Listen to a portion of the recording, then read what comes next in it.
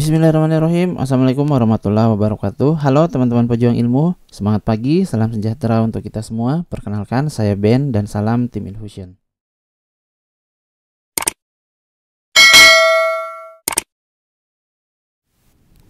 Halo teman-teman, kembali lagi di prediksi Jitu. Ini adalah bagian ketiga ya. Jadi sudah ada dua bagian sebelumnya. Silakan teman-teman cek video kami sebelumnya. Kami membahas prediksi soal-soal TKD BUMN tahun 2022. Nah, hari ini sudah tanggal 17 Mei dan pelaksanaan TKD-nya itu dimulai tanggal 19 Mei. Berarti kurang lebih 2 hari lagi, teman-teman. Nah, kita bantu doa teman-teman yang akan menghadapi ujian hari pertama, mudah-mudahan diberi kemudahan sehingga hasil yang diperoleh jauh di atas ekspektasi masing-masing. Oke teman-teman, tonton video ini sampai habis dan jangan lupa subscribe dan klik lonceng yang ada di bawah agar teman-teman selalu mendapatkan update terbaru dari channel kami. Sebelum kita bahas soal-soalnya, silahkan dikerjakan terlebih dahulu sebagai bahan latihan soal-soal berikut ini.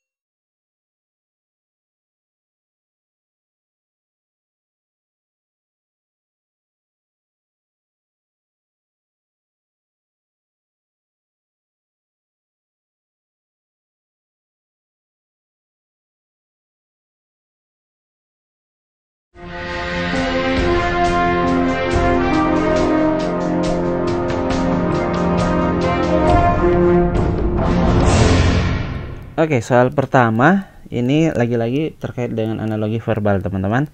Jadi, cara paling mudah sebenarnya untuk menyelesaikan soal analogi ini kita memanfaatkan pilihan jawaban yang ada. Nah, untuk soal yang pertama ini kita punya kata petik dan seruling. Kalau kita perhatikan pilihan jawaban, teman-teman, ini kan semuanya terkait dengan alat musik ya. Jadi, yang mungkin berpasangan dengan kata petik itu adalah alat-alat musik. Nah, sekarang tinggal kita cari hubungannya saja. Kira-kira alat musik dengan kata petik itu hubungannya apa? Nah, yang paling masuk akal adalah cara memainkan alat musik tersebut. Ya. Jadi, biola dan petik. Apakah biola dimainkan dengan cara dipetik? Tentu saja tidak. Berarti opsi A kemungkinan tidak benar. Nah, yang kedua, gitar dan petik kita bisa mencari hubungan. Karena gitar itu dimainkan dengan cara dipetik. Nah, tiup dan seruling itu juga ada hubungannya, teman-teman. Jadi, gitar dipetik, seruling ditiup. Oke, ini bisa kita simpan dulu. Nah, sekarang untuk pilihan C, piano dan gesek. Apakah piano dipetik? Tentu tidak. Apakah seruling digesek? Juga tidak. Maka opsi C sudah bisa kita coret. Nah, selanjutnya kita punya opsi D, ada harmonika dan petik. Apakah harmonika dipetik? Tentu tidak. Jadi ini bisa kita coret. Pun dengan yang E, walaupun kecapi itu cara mainnya dipetik, tapi seruling cara mainnya tidak didawai. Berarti untuk soal ini jawaban yang paling benar adalah bravo. Oke, mungkin biar lebih paham kita perhatikan soal yang lain yang di sebelah kanan ini. Kita punya kata susu dan cincin ya. Jadi kita manfaatkan pilihan jawaban yang ada. Itu adalah cara yang paling mudah. Oke, contoh supaya lebih cepat. Bagian A kita punya sapi dan jari. Nah, sapi dan susu ini kan memang ada hubungannya ya. Kenapa? Susu dari sapi. Atau kalau kita balik, sapi itu bisa menghasilkan susu. Nah, pertanyaannya apakah cincin menghasilkan jari? Atau jari ini berasal dari cincin? Tentu tidak. Berarti opsi A sudah pasti tidak benar. Nah, sekarang opsi B. Kata coklat dan susu itu sebenarnya kita bisa cari hubungan ya. Hubungan apa? Bahwa coklat itu salah satu rasa dari susu. Jadi susu itu ada yang rasa coklat. Tapi apakah cincin ada yang rasa bundar? Kan tidak seperti itu. Kalau berkaitan dengan cincin dan bundar, hubungan yang tepat itu adalah bentuk. Nah, apakah bentuk susu itu coklat? Kan tidak. Jadi opsi B sudah bisa kita coret. Nah, sekarang kita masuk ke opsi yang ketiga. susu dan gelas. Untuk meminum susu kadang kita menggunakan, bukan kadang ya, kita bisa menggunakan gelas. Nah, apakah untuk menggunakan cincin kita harus menggunakan emas? Ini juga tidak tepat. Oke, berarti bisa kita coret. Nah, pilihan keempat atau D, jus dan susu. Apakah ini ada hubungan? Ternyata ada.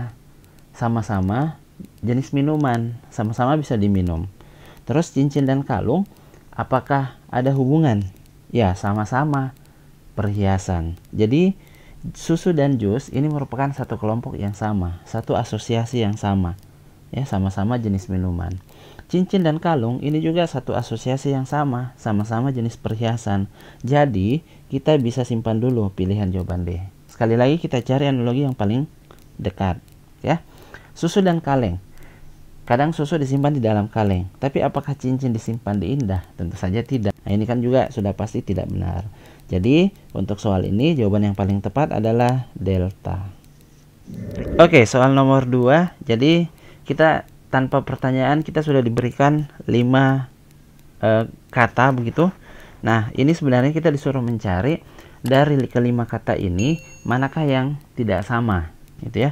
Manakah yang berbeda dari kelompok kata yang lainnya. Nah, sekarang coba perhatikan yang sebelah kiri. Kita punya kata rabat, dolar, rupiah, bat, dan dinar. Nah, kalau kita perhatikan sebenarnya ini adalah kelompok mata uang, ya. Dolar itu mata uang, rupiah itu mata uang. Kalau rupiah ini mata uang India, ya.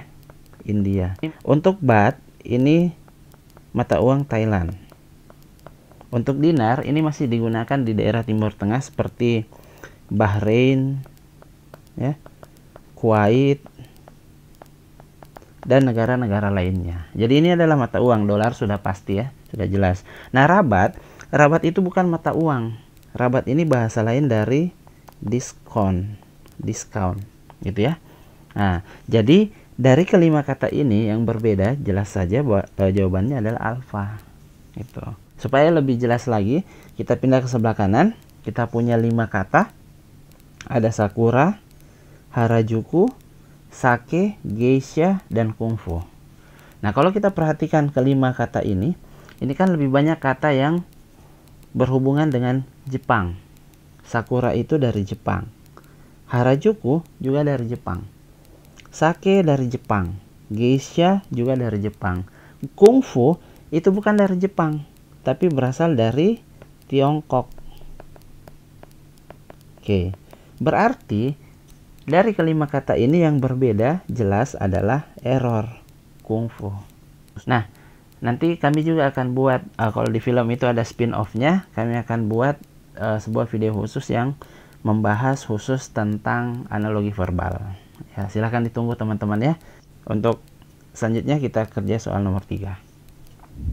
Oke, soal nomor 3 ini terkait dengan pola huruf, teman-teman. Jadi deret itu kan bentuknya bukan hanya bilangan tapi juga ada huruf. Jadi biasanya kalau saya mengerjakan soal seperti ini, saya tulis ulang dulu soalnya. Jadi kita punya K, L, O, G, H, K, Q, dan 2 huruf yang ditanyakan. Nah, sekarang kita tinggal cari saja kira-kira ini polanya seperti apa. Nah, kalau dari K ke L ini kan jelas, ya, dia melompat 1 kali. Jadi setelah huruf K itu adalah huruf L. Dari L ke O itu lompat berapa kali? M, N, O. Berarti dia lompat 3 kali, ya. Jadi dari L ke M ke N ke O. Berarti dia lompat 3 kali. Nah, dari O ke G dia akan mundur. Ya, mundur berapa kali? Oke, ini kita simpan saja dulu yang mundur. Kita perhatikan dari G ke H. G ke H ini juga lompat 1 kali, gitu ya. Dari H ke K itu lompat berapa kali? H ke I ke J, J ke K. Ini lompat juga 3 kali. Oke, dari sini sebenarnya kita sudah bisa melihat pola. Oh, kalau kita mengambil 3 kelompok huruf, jadi ada 3 huruf kita kelompokkan, maka polanya itu adalah tambah 1 kemudian tambah 3. Berarti kita bisa menduga ini kita tambah 1, ini ke sini kita tambah 3, ya. Kalau kita tambah 1 itu berarti R. Nah, kebetulan di opsi jawaban ini yang huruf R itu di depan adalah opsi A. Otomatis jawaban soal ini adalah alfa.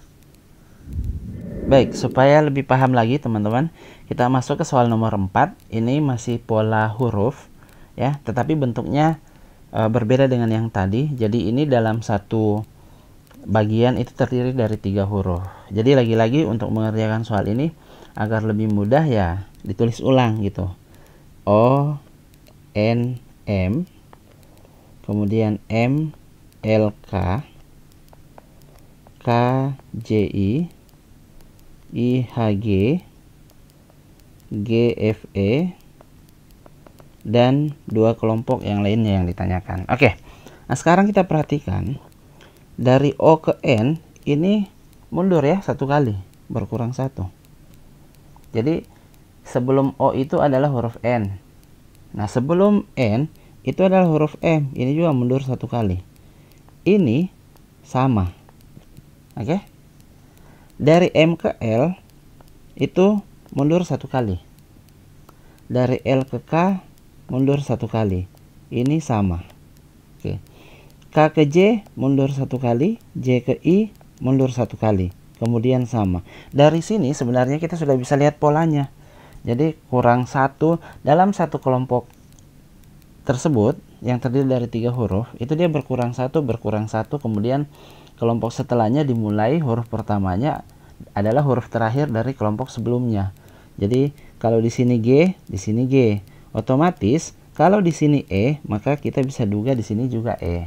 Nah, sekarang tinggal kita lihat opsi jawaban yang mana E itu berkurang 1. Oh, ternyata semua berkurang 1. Nah, terus berkurang 1 lagi. Jadi dari sini ke sini berkurang 1, ini ke sini juga berkurang 1.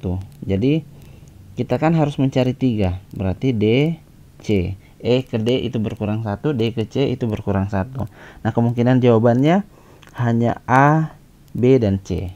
Nah, kemudian lanjutannya di sini harus C. Ya, berarti masih A, B, C kemungkinan jawaban yang benar. Nah, setelah itu C ini harus berkurang 1 jadi B, ini juga berkurang 1 jadi A, berarti CBA. Nah, berarti jawaban yang paling tepat adalah Charlie. Oke, sekarang kita masuk ke soal nomor 5. Jadi katanya kita punya X kuadrat dikurang Y kuadrat dibagi X tambah Y itu besar dari 2. Nah, manakah hubungan yang tepat di antara kelima ini? Oke, sekarang kita perhatikan saja bentuk X kuadrat dikurang Y kuadrat itu kan bisa kita faktorkan, teman-teman. Kalau difaktorkan nanti diperoleh X tambah Y dikali X kurang Y. Kemudian dibagi X tambah Y lebih besar dari 2. Nah, ini bisa kita coret seperti itu.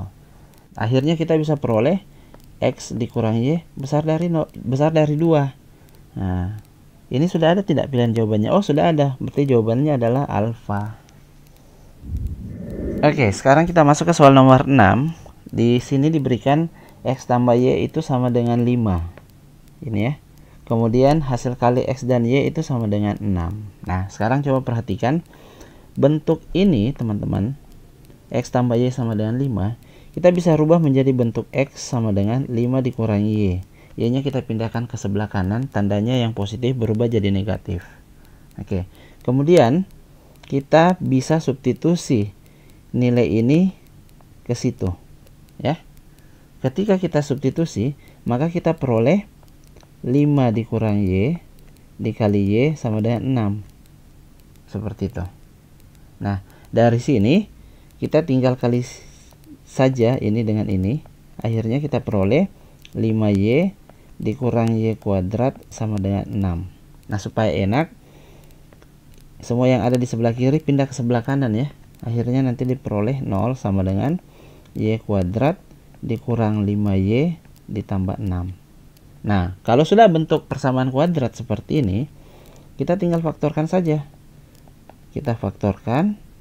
Nah, di sini Y, di sini Y, ya. Dua buah bilangan ketika dijumlah hasilnya 5, hasil kalinya positif 6. Berarti minus 3 dengan minus 2. Oke. Akhirnya diperoleh Y kurang 3 sama dengan 0 atau Y kurang 2 sama dengan 0. Dapat Y sama dengan 3. Dapat Y sama dengan 2. Katakanlah ini Y1, ini Y2. begitu teman-teman. Nah, masing-masing nilai ini kita substitusi ke X. Jadi ini kita substitusi ke situ ya. Nah, kalau kita substitusi, kita peroleh X1 ya, kita ganti Y-nya dengan Y1, berarti 3. 5 kurang 3 hasilnya 2. Nah, untuk memperoleh X2, kita ganti Y-nya dengan Y2.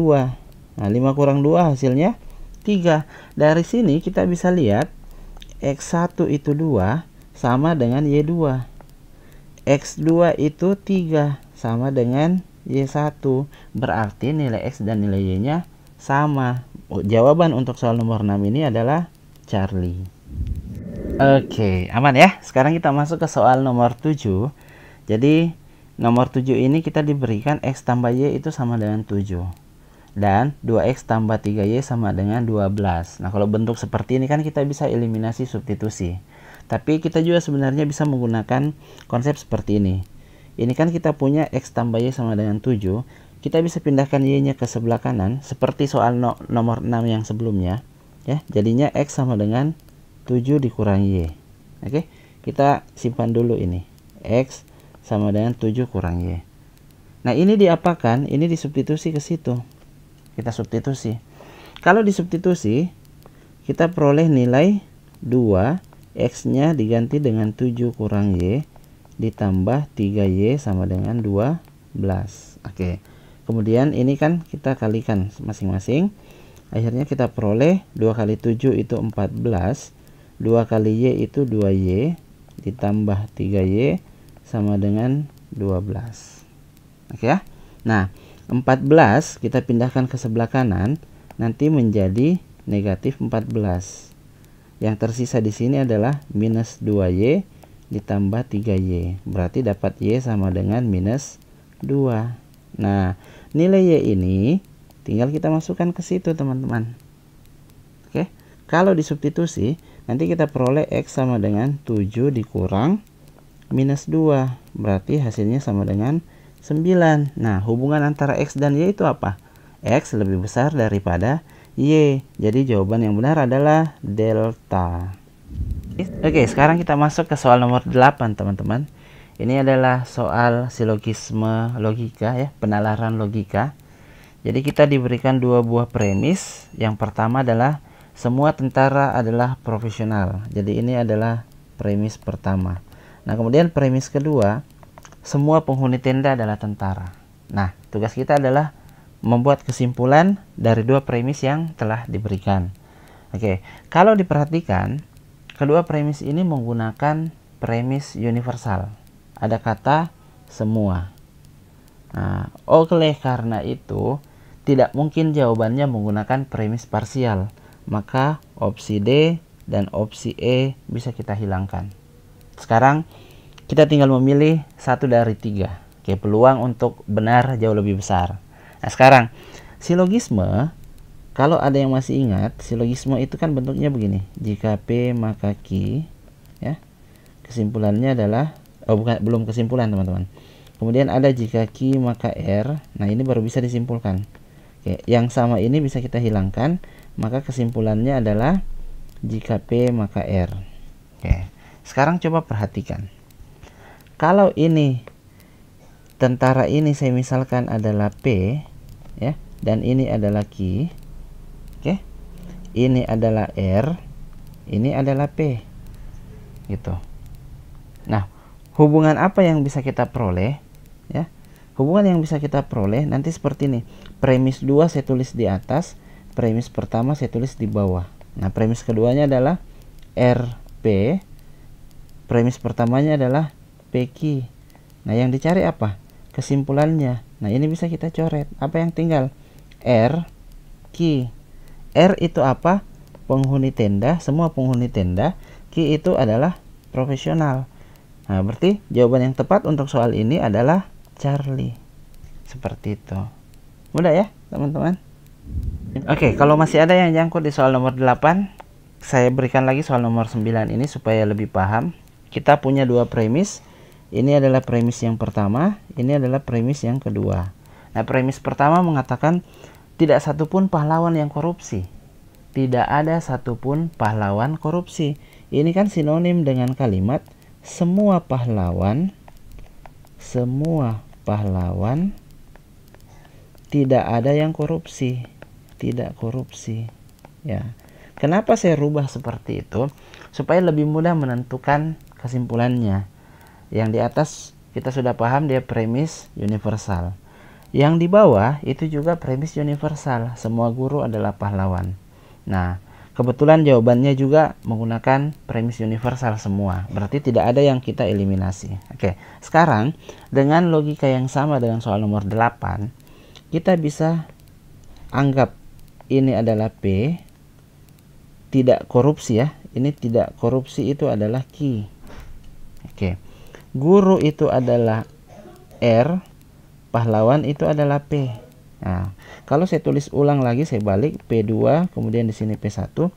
P2 itu adalah RP, P1 itu adalah PQ. Oke. Berarti kesimpulannya ini sama bisa kita hilangkan. Jadi kesimpulannya adalah RQ.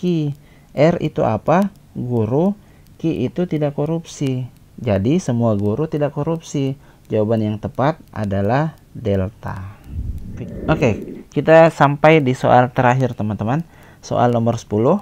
Ini bentuk figural, jadi kita harus mencari gambar selanjutnya ini bentuknya seperti apa. Nah, ini ada dua yang perlu kita perhatikan. Yang pertama adalah lingkaran, yang kedua adalah garis, ya. Nah, lingkaran hitam semakin ke kanan dia akan bertambah satu, tetapi penjumlahannya itu selalu dari sebelah kiri. Jadi ketika masuk, anggap saja ini objek pertama, ini kedua, 3, 4 yang kita cari gambar kelima. Nah, di gambar kedua bertambah satu di sini, sejajar dengan yang pada gambar satu. Kemudian di nomor 3 dia bertambah satu di bawah sebelah kiri. Jadi setiap dia bertambah, dia di sebelah kiri, ya.